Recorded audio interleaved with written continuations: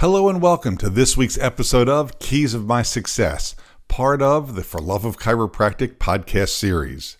On today's show, I get to speak to another amazing chiropractor. He's a second-generation chiropractor. He's been in practice for over 30 years. Between he and his wife, there's 15 other chiropractors in the family. They practice in an office that's 7,000 square feet. They have 4 associate doctors, 3 massage therapists, and he has served our profession in multiple other ways, including his state association and the state licensing board. I hope you enjoy my interview with Dr. Doug Long. Hello and welcome to Secrets of My Success, part of For the Love of Chiropractic podcast series. On each episode, I'll be interviewing one highly successful doctor or business person, asking them what are their 3 keys of success or secrets they've used to make themselves so highly successful. So let's get started with today's show. As I said in the introduction, I had the opportunity to catch up with Dr. Doug Long by phone. Doug, are you there? Yes, I'm here, Robert. It is so good to be chatting with you today. Thank you. It's a privilege to be on your podcast and be able to share some of our experiences. So now you had shared with me that you graduated in, I think it was 1993? Yes, I graduated from Life Chiropractic College West down in California. Nice. That's awesome. So before you went to Life, and I know you said this in a little bit in the intro, how'd you become a chiropractor? Like, why go into chiropractic? Well, my dad was a chiropractor as well as his brother. And my dad actually was on a path to become a banker and just wasn't happy with that. And his mom had severe migraine headaches. And she went to a chiropractor in Florida and experienced incredible results. And my dad did a 180 and went to chiropractic college. And we just grew up in the chiropractic lifestyle, as many second-generation chiropractors will tell you. And my dad came home from work every night loving what he did. And we had the opportunity to go to many seminars, listening to the likes of Sid Williams, Reggie Gold, Fred Barge, Jim Sigafus. So it really just inspired me to want to do something that I knew I would love and it wouldn't seem like work. That's super cool. So when you graduated from school, so then what? Did you associate or did you open right up? Did you go in with your dad? What did that look like? So I went in with my dad, and they had many years of hiring exam doctors that would come in for 2 years and learn.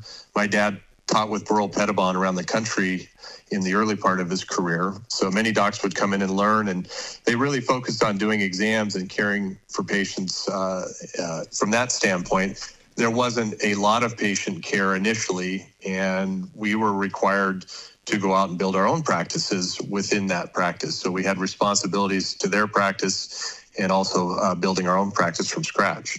Got it. So then did you stay with your dad's practice, or at some point you left and started from scratch on your own? Well, my brother joined the practice and my cousin about 7 years after I had been there. And my dad and uncle were partners. And in 2002, both my dad and uncle retired, and my brother and I, who both had our individual practices, purchased my dad's practice, and my cousin and his wife had purchased his dad's practice. So we basically took over the practices, combined them.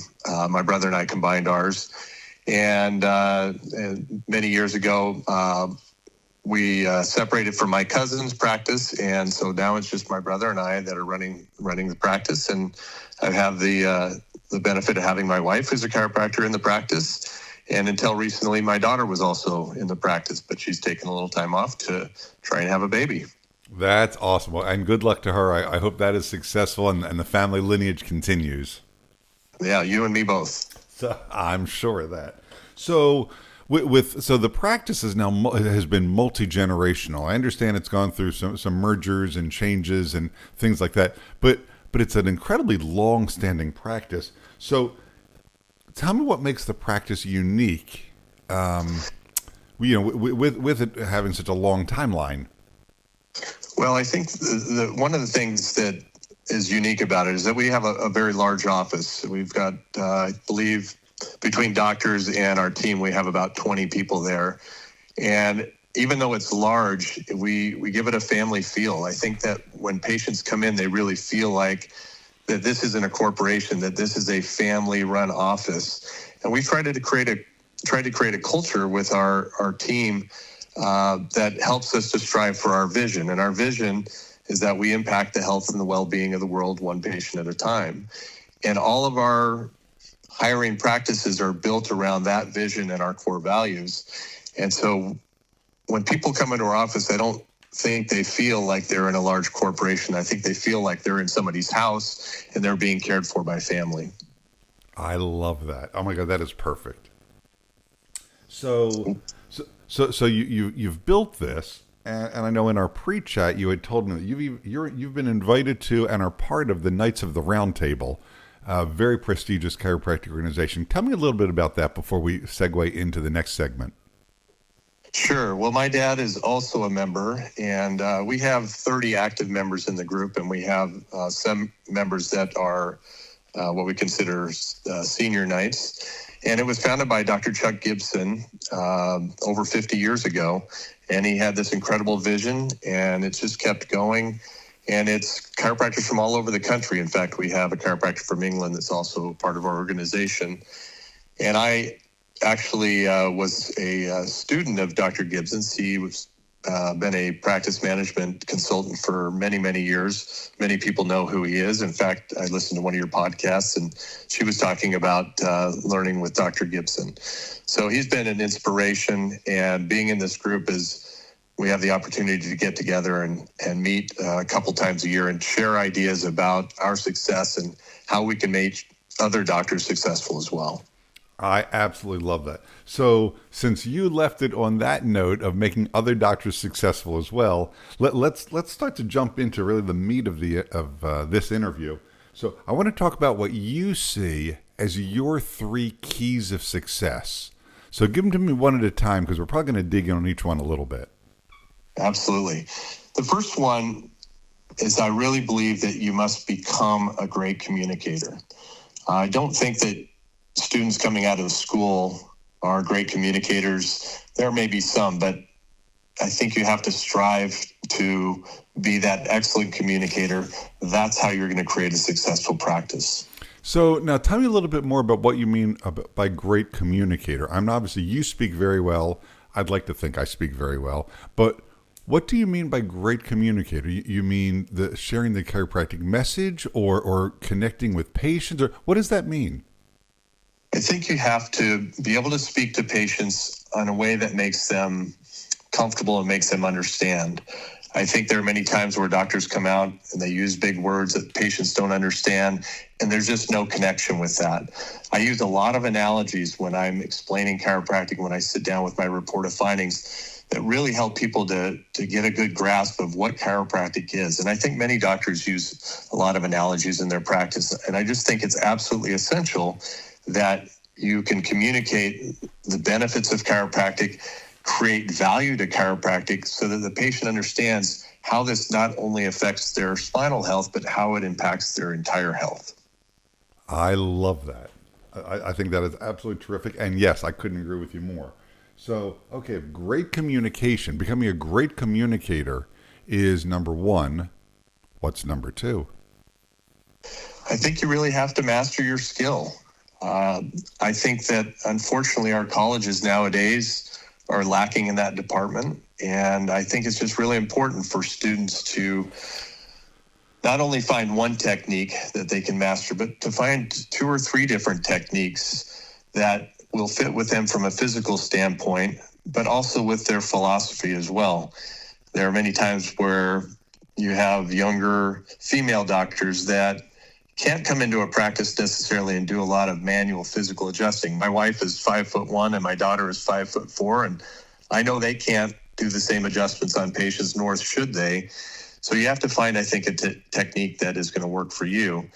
And I really believe that having different options for different types of patients are important as well, whether it's a manual adjusting technique and then also having low force or instrument adjusting techniques that can help you diversify when you have different situations, different types of patients. And I think it makes you more available to people that may not want to come in, have their neck cracked, as you hear very often, but you give them different options to where we don't necessarily have to do that adjusting technique with you. Let's go ahead and we'll start with this. And then many times they gain your trust and you're able to do some of the other techniques that you feel might be more effective.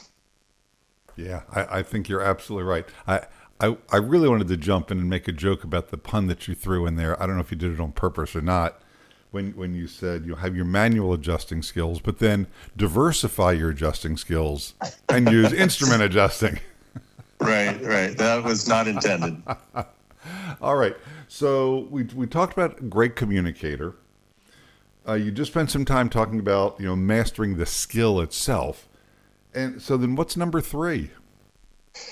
I think it's really important to find a mentor, somebody that can help guide you, or a group of like-minded chiropractors that you can share time with and share experiences with. I think the benefit that I had coming into a practice that was established is having a teacher and having a coach.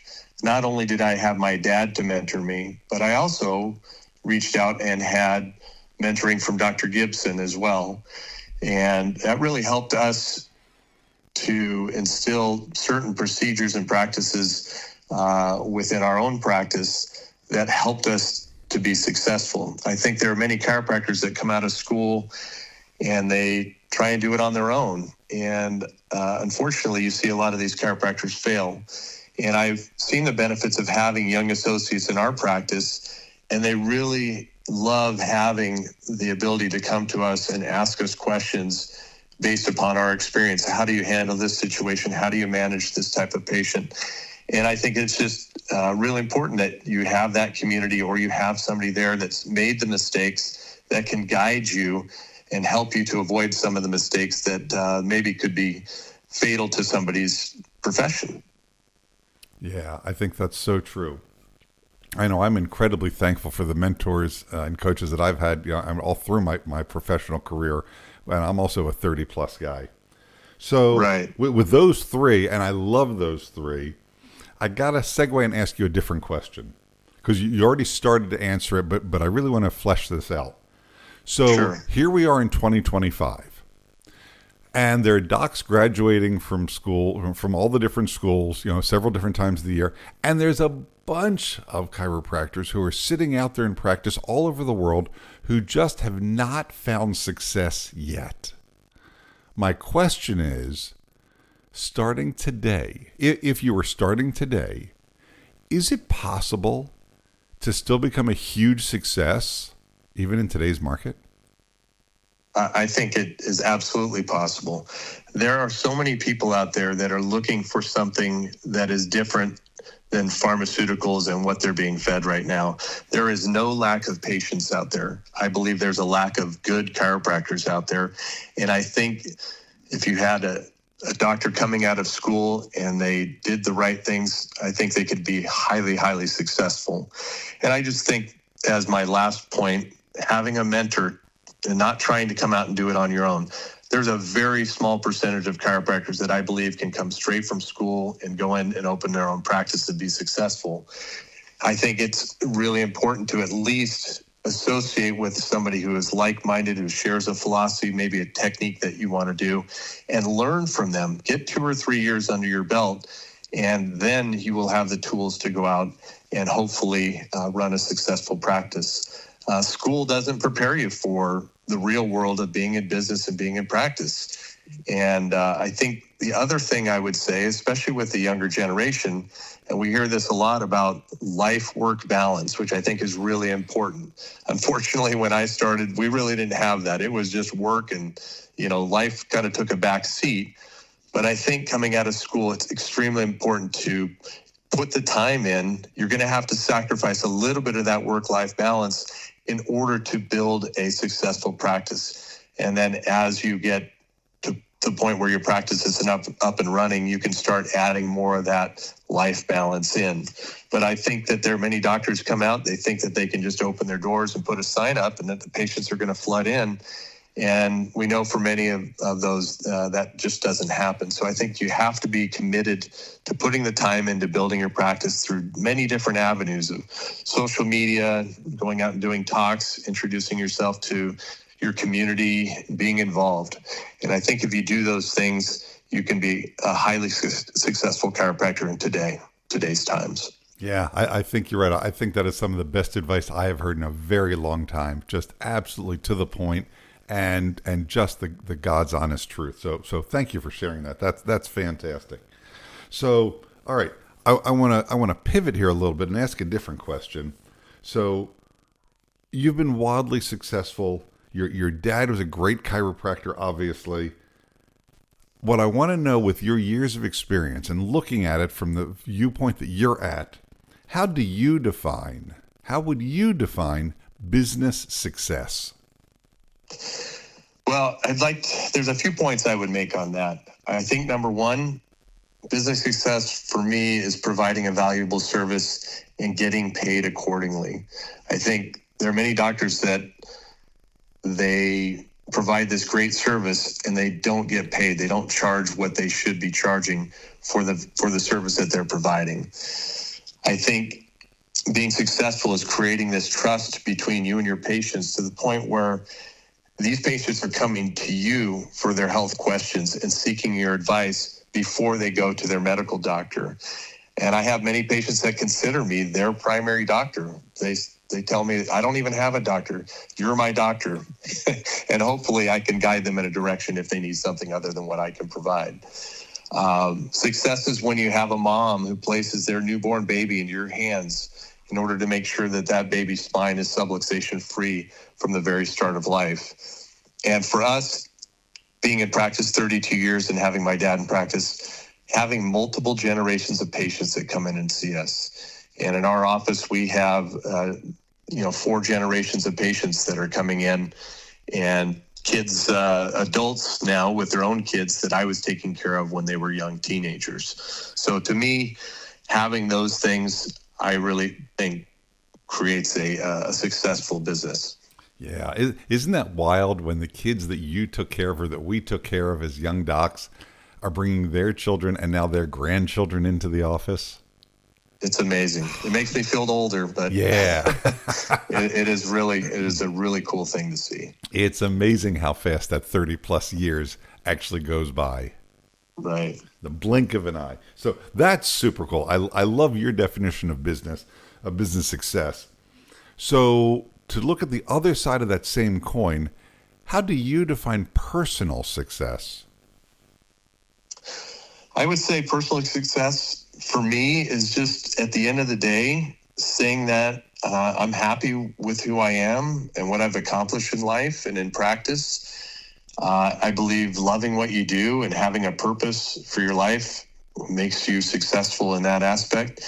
And then enjoying the fruits of your labor, enjoying quality time with your family, again, creating and having that work-life balance, traveling, enjoying your hobbies. I think all of those things are a sign of personal success, that you're really enjoying what you do. It's really sad for me to see patients who go through life that just they hate their job and they go every single day to a place that they don't enjoy.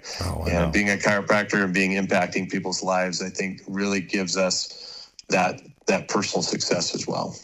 I had a patient in the office one time said to me, "So doc, you know what today is?" I said, "No, what's today?" "Today is 109 months until I get to retire." Wow. Wow.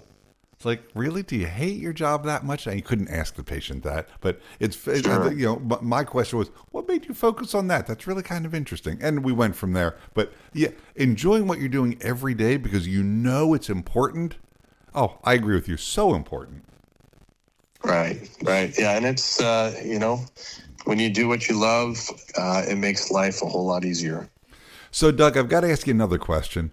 So sure. If somebody's listening to this podcast, they've heard this, they love what you've said, your experience, your knowledge, your wisdom, and if they're thinking, man, you know what, I'm drawing a line in the sand. It's time for me to step up and be successful. what would you say to that person is their very first step? What's the first thing they need to do? I think the first thing they need to do is they need to step outside their little comfort zone, and they need to go find somebody that can help them along that way. There are many doctors that can't afford to hire a coach. If they can, great. I would highly recommend that. There's some great coaches out there. But if they can't, I think they need to find a doctor or a group of doctors or a place where they can go and they can learn and they can ask questions, and somebody that's going to push them and hold them accountable. I think that's what needs to happen in order to get out of where they're stuck. And to proceed forward, you have to have somebody that's going to help you. And fortunately, we've had the opportunity to do that with many of our doctors. In fact, we've had 2 associate doctors that were with us for several years, and both of them went out on their own because we taught them well, and they both have very successful practices. But I don't think it's something that you can do on your own, and you need to have somebody to help you along and walk with you on that path. Yeah, business is too expensive to spend time and money to reinventing the wheel. Right. So, yeah, I agree with that. I absolutely love that. Dr. Doug Long, I can't thank you enough for spending the time and making the time and sharing your knowledge and wisdom. This has been absolutely fantastic. Well, Robert, I really appreciate you having me on, and I feel very honored that I got to be one of the 52. And I have to say, just what you're doing, I think, is extremely important for the young docs out there.